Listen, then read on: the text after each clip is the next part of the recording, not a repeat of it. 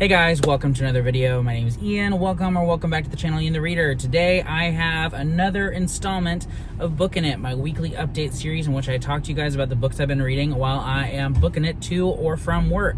I'm on my way home right now and I thought I would update you guys on the last couple of weeks. It's been a while. I didn't do a weekly update last week because I was traveling for the Thanksgiving holiday, so it just wasn't really opportune. I was driving, but it was with a car full of family, and yeah, wasn't doing a whole lot of reading either. But today I have some updates for you guys, so I'm really excited about that. Let's go ahead and start with the books that I finished in the last 2 weeks. So if you've been following along, I have been secretly reading a trilogy of books that I can't talk about yet. It's part of a challenge I'm doing where some friends picked some books for me to read, but I finished up that trilogy and I have thoughts on it. I can't wait to tell you what they are at some point. Can't do that right now though. So we're going to move past that. I did also finish a couple of other things though. So first, my wife and I did listen to an audiobook while driving to and from out of town. And the book that we ended up listening to is Run by Blake Crouch. I love Blake Crouch's books. I've read, 7 now, I think. And I've enjoyed all of them, and Run is no exception. I thought this was a really exciting book. So this is very different from some of his other books that I've read. This is more of like a thriller, but it's kind of like a post-apocalyptic thriller. Essentially, something happens that starts causing a good portion of society and people, the populace, to turn like incredibly violent. And the rest of the people are just trying to survive. And so we follow a family that is on the run from literally everyone. I mean, there are some people who are not feeling those violent tendencies, but they are hard to identify. And so they're just on the run, trying to escape, trying to live. And it is a survival story, a post-apocalyptic story, a story of a family, a thriller. This book was nonstop, like unbelievable pacing the entire time. I was on the edge of my seat, and this is a really cool book because the whole experience of reading the book, it always feels like there is danger around every corner. Even in the moments where things had kind of settled down, they felt safe. As soon as somebody appears, you don't know if they're good or if they're bad, if they can be trusted or if they want to harm the main characters. And so I found this to be really, really engaging. I really enjoyed it. My wife and I both gave it 4 stars. I am going to do a Blake Crouch ranking at some point. I won't be reading all of his books because some of them are quite hard to find. He has quite a few earlier novels that are hard to get your hands on, and some that he co-wrote as well. But I'm going to read a handful of other books by him that I can get and rank all of those at some point. I think it'll end up being around 11 books. So I have quite a few left to read, but I love Blake Crouch's writing. He is so engaging, he has some great ideas, and he executes them so well and so accessibly that I'm just absolutely amazed by his writing. I really enjoyed Run quite a bit. I do recommend it if you like Blake Crouch's writing, or if you just like non-stop action books. Really fantastic. Another book that I finished was a buddy read with Fina over at Fina Reads. That was The Fireman by Joe Hill. So this was a book that definitely took me a while to get fully invested in. I think it starts off really, really strong, and then it slows down quite a bit. And eventually, around the halfway point, I got back invested in it again, and I zoomed through the last half of this book. But this story essentially is another kind of like post-apocalyptic or like pandemic novel in which people start getting this rash called the Dragon Scale, and if you get it, there is pretty much a guarantee that you're going to burst into flames at some point. And the main character, who finds out she's pregnant very early on in the story, gets Dragon Scale, and so she's on a journey to figure out if she can survive, how to protect this baby of hers, and things go from there. Like I said, the pacing was a little bit weird in this one because it's immediately interesting at the start, and you feel the stakes, you feel like the terror. It's really just quite well done, but then after that, it slows down a lot as she kind of reaches this new threshold within society, in this new place. Things change a lot, and it took me a while to, 1, get invested in the characters, 2, feel fully engaged by the pace and the plot of the story, and 3, just fully get invested in what was going to happen next. But once I got to that halfway point, I really did care about a lot of the cast of characters we meet.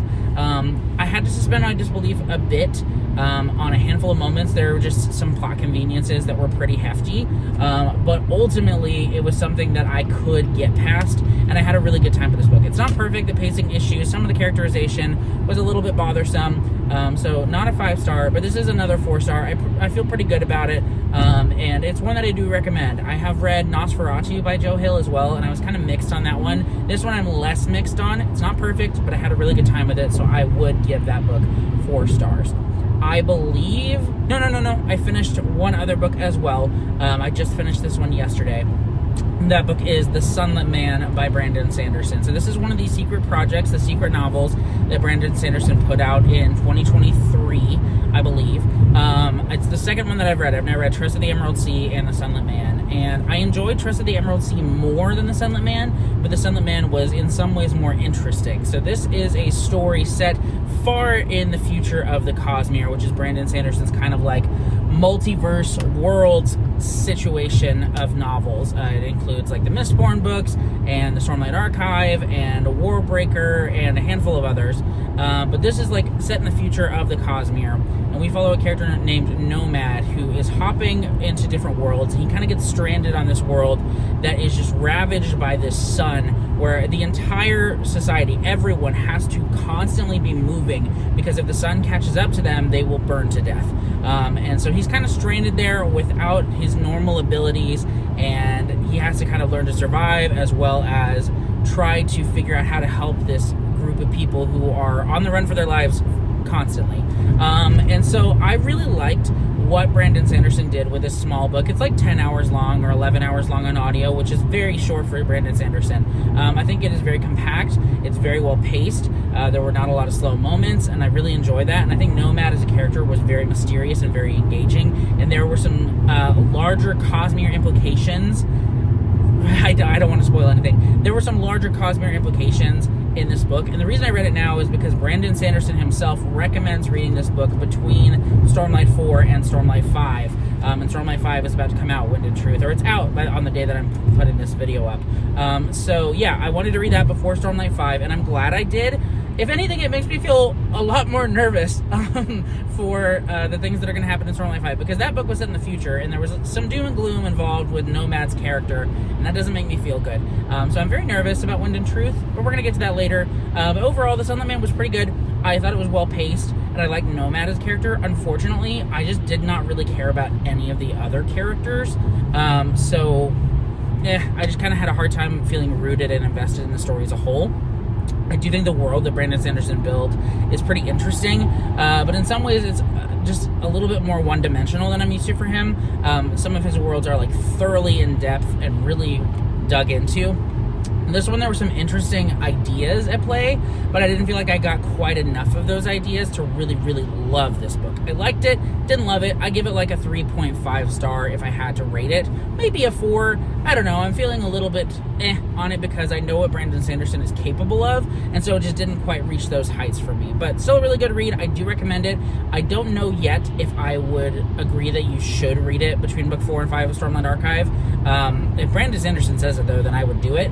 But is it absolutely necessary? I don't know, especially since it's like taking place in the future.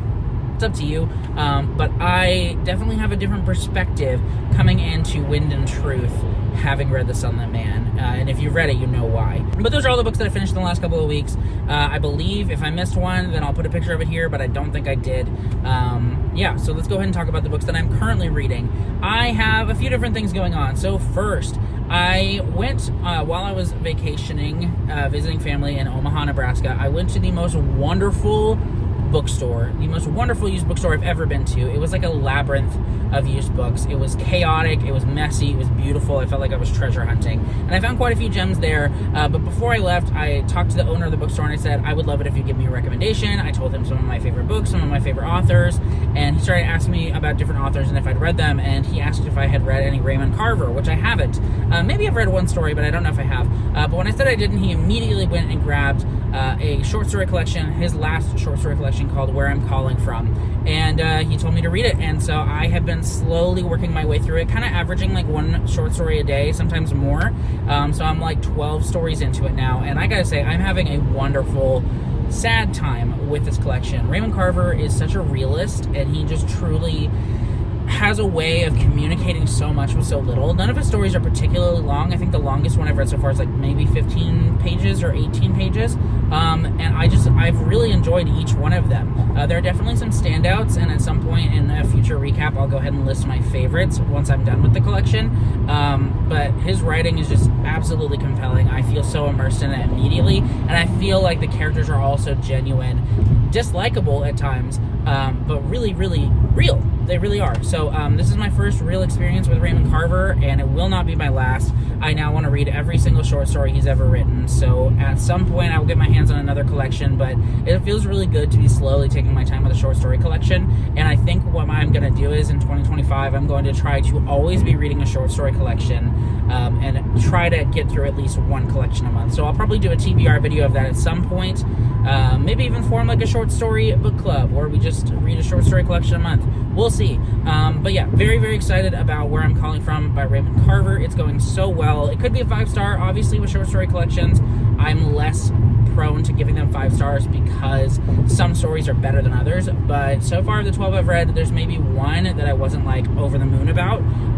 But even that, I saw some qualities in. So this is on track to be a fantastic collection. Really enjoying it. Other things that I'm reading. I did briefly dip into Cutting for Stone by Abraham Verghese. This is one that I've been wanting to read for a long time. It's on my 24 books to read in 2024. I put it on my 10 before the end list video thing, and I did start the ebook for that while I was on vacation. Got through about like 8 or 9%, and I am really into it, but Raymond Carver kind of took my attention. So I'm going to try to, once I finish my main audiobook, which I'll get to in just a second, I will probably commit to tandem reading it, immersion reading it, like physically and listening to it at the same time, just to make sure I get through it. But really loving it. The writing is gorgeous. The characterization already is amazing. There's a really nice love story that kind of takes place at the start of the book, and I'm so curious to see how it kind of plays into the foundation for the main character, because it's about his parents. So really enjoyed that. And I'm excited to get further into it. Lastly, I am currently listening to Wind and Truth by Brandon Sanderson. When I'm recording this is Wednesday. I am so lucky that NetGalley was offering a 15-hour excerpt of this book, and I got approved for it. So I'm listening to that bit a couple days early. There's also the chapters available online, so people can read them if they want to, but I'm an audiobook guy myself, especially when it comes to Stormlight. And it is going. It is the 5th book in the Stormlight Archive, the final book of the first arc of the series, and I'm so nervous about this book. I am like 4 hours in to this 15-hour excerpt, which the audiobook is over 60 hours long, so it's like a 25% excerpt. And I'm so scared, you guys. I'm so scared. If you guys are Stormlight readers, which many of you probably are, you understand like my fear for my characters and this world and all of it. I'm just terrified.